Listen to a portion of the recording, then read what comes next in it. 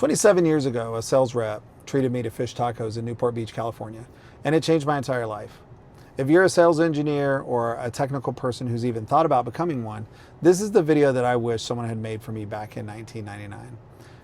By now, I've spent 27 years translating business to geek at places like IBM and Dell, VMware, Rubrik.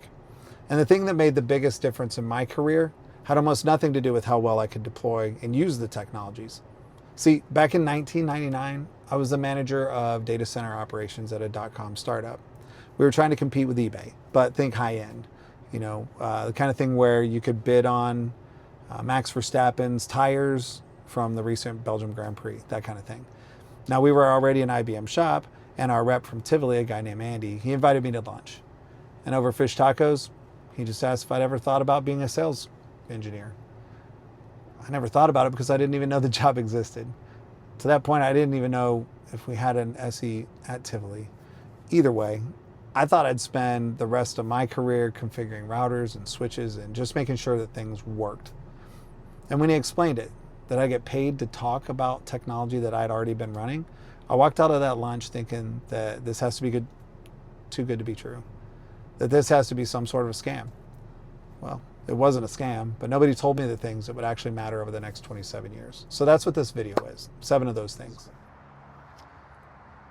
So to understand why I thought it was a scam, you have to know where I came from. Before tech sales, I spent 4 years in the Marine Corps, doing the job while my peers were studying about it in school. On paper, I was taking home less than the poverty level, so my whole model of work was simple. I trade my sweat for money, output for dollars. And now somebody wants to pay me 6 figures to talk? Something had to be wrong. It took me years to believe this, so let me save you the years. Translation is the output. Making a complex thing understandable so that a decision can be made is worth more than operating that thing. That's not a trick, that's the job of an SE. And the Marines gave me one more thing. I didn't recognize it for 20 years, but my lieutenant called me into his office once and asked why I was being so careful and so conservative with our data center. And I told him the truth. I was new, didn't want to mess up anything. He said something like, "Son, look around. Half our gear is hand-me-down from the Army. Our rifles aren't even built for us. The gear in there is flawed. It's going to fail. So it's better to make a wrong decision quickly and be definitive than it is to hem and haw trying to be perfect." And that flipped a switch in me. He gave me the freedom to actually fail. And failing forward fast has been part of every success I've had since. So if nobody's given you that permission yet, consider it given. My first SE job was at Tivoli, and they're an IBM company, so thank God, because they had a lot of great training, and they trained me hard. Before they would even let me near a customer, I had to present to a whole room of veteran SEs whose entire job was to rip me to shreds. Trip me up, rabbit hole questions, making faces, throwing balls around the room, rude finger gestures, you name it. And I bombed constantly. That was the point. Find a room where bombing is safe, because that's where you get really good. Iron sharpens iron. Then I jumped into a startup, Opsware, Mark Andreessen's company before A16Z. And I learned what velocity meant. I ran a proof of concept for a travel.com company on early access gear with a QA engineer sitting next to me, getting nightly builds, shipped us in the middle of a POC. And at one point, I was literally running QA by myself. And here's the thing, it was fine. You know why? Because the customer knew. We told them straight, this is GA code. Actually, this is pre-GA code. And we're pushing to solve your problem. Honesty about your limits is what buys you permission to be bold. So get to the no quickly or prove it unequivocally, but don't ever flop around in the middle. A few jobs later, I did something that ruffled some feathers. Like I hated showing up, doing the show up and throw up first meetings. So I took our corporate deck, had anywhere from 38 to 350 slides, and I cut it down to 3. Slide 1, logos and names. Slide 2, the agenda. And slide 3 was just 2 words. So what? I learned that question from an old SE manager of mine. His name's Stan. After all this talk we've done, Mr. and Mrs. Customer, so what? What are we going to do with this information? Should we have another meeting? Architecture discussion? Some sort of proof point? So what do we do now? Nothing? That's fine too. I remember a brand new rep asking for my deck. Well, he wasn't brand new. He was new to the company, but not new to sales. And he asked me for my deck before our first call meeting. I sent him these 3 slides, and a seasoned guy like he was, he freaked out. Where's the rest of it? I'm going to talk to your boss. This is bull crap. I said, look, dude, you just have to trust me. And the meeting went great because I wasn't dragging us slide by slide through a story about us. It was discovery before I knew that word. The deck is a menu, and the conversation was the full meal. Now, VMware. Okay, fun fact, before they hired me, ultimately, VMware ghosted me at least twice. I think I had a dozen interviews total, and I would just get silence. I'd follow up, hey, how'd I do? Just tell me, ultimately I'd say, just tell me that you didn't go with me. I know you didn't, just I want to hear you say it. But I could get nowhere with that before. So the 3rd time around, on my final interview, I was asking this guy named Jack. He was my boss's boss, my grand boss, if you will. I said, I only really have one question. Like, I don't care if I don't get the job, just tell me the outcome. Don't ghost me. Well, that evening at dinner with my family, my phone rang with the offer. So sometimes the most senior thing you can do in an interview is to be candid about how you want to be treated. I spent 5 years there. I was a cloud SE, dealing with automation, then a core SE, and then an SE manager where 7 engineers on my team plus me, we covered 11 states. And I learned something that changed how I work. My SEs on the team were drowning in support escalations, burning 6 to sometimes 20 hours a week firefighting instead of selling. The whole team felt it, like my team felt it. I was really not happy with it, but nobody above could see it. So I asked my team for a while to log those hours in Salesforce, and I built a dashboard, and I put it in front of our leadership. And that's when things changed. Engineers fix things all day, and we still have a way of staying invisible. But the fix doesn't count until you do the math. Like, remember that one. It comes back here in the end. And then I did the thing that SEs talk about and almost never do. I went to the dark side. I picked up the bag. I moved my family from Texas to Virginia, and I carried a quota with me as an account executive, like on purpose. I figured that being a better SE could come from being a halfway decent AE. We work really, really well together anyway, so walking a mile in their shoes could help.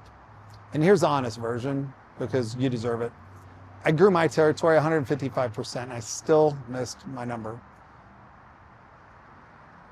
Some territories are set up for success and some are set up for failure.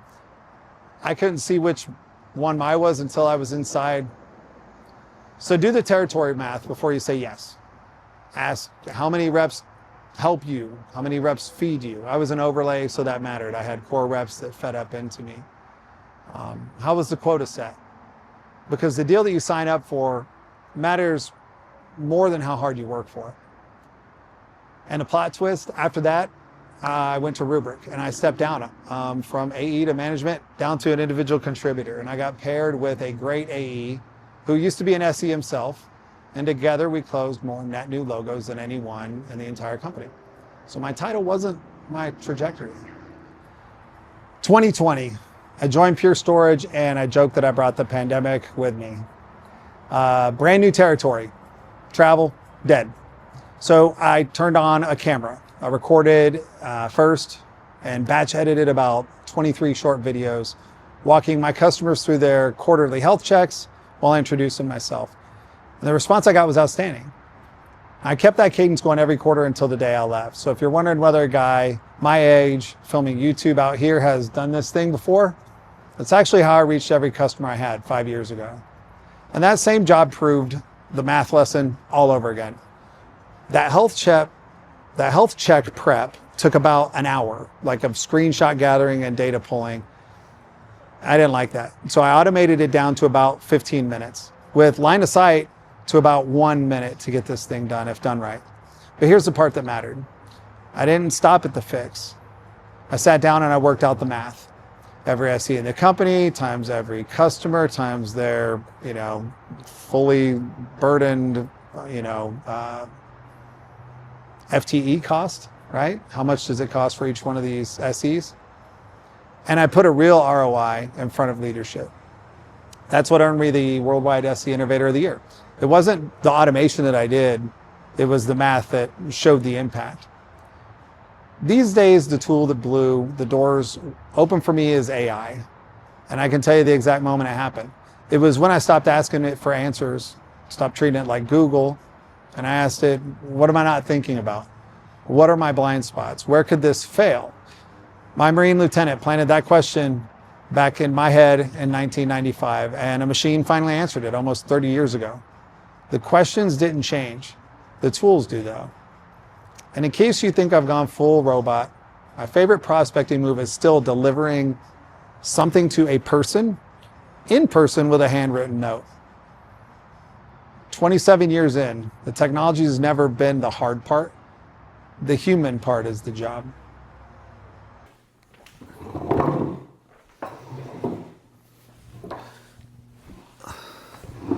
So let's end where we started. It's the same table, except this time it's not Andy sitting across from me. It's me talking to 1999 me, the data center manager who thinks something's got to be wrong if money isn't traded for sweat. What do I actually say to him? Well, I wouldn't flash the W-2 at him. I'd tell him about the life, that he's going to raise 4 kids on his career, that his wife will be able to stay home with them, one income from the day they get married, that there's an RV adventure during a pandemic and hiking in Moab and Hawaii. That's where he gets married, by the way. And once or twice a year, Branson, Missouri with the family. Oh, whole weeks just spent driving from roller coaster park to roller coaster park just to enjoy themselves. Not a lot of extravagant things, but a lot of really cool things. And that's what being a sales engineer affords a family.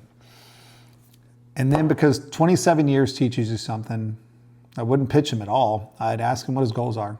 And I'd tell him the one thing he can do tomorrow. Dude, you're running a data center. You already have access to a storage vendor, a firewall vendor, a backup vendor, a server vendor. You already have access to sales engineers right now for free. So go pick their brains too. I'd be straight with them also. It's not always perfect. Hell, it's never perfect. But there are seasons. And I'd tell them the entry fee isn't in the certifications, right? It's really is the soft skills. If you can make complicated things make sense to another human being, there's a seat at the table for you. One last thing. 2 guys interviewed me for my first job back in 1999, and one of them's still in my corner today. We still build things together 27 years later, which is the last lesson, and maybe the one that only matters. The products are going to change every few years. The people never stop mattering. I'm Mike Poeschl. Everyone calls me Pesh. I make hard things make sense. If you want the next 27 years of lessons without having to spend 27 years to get them, stick around. We'll see you in the next one.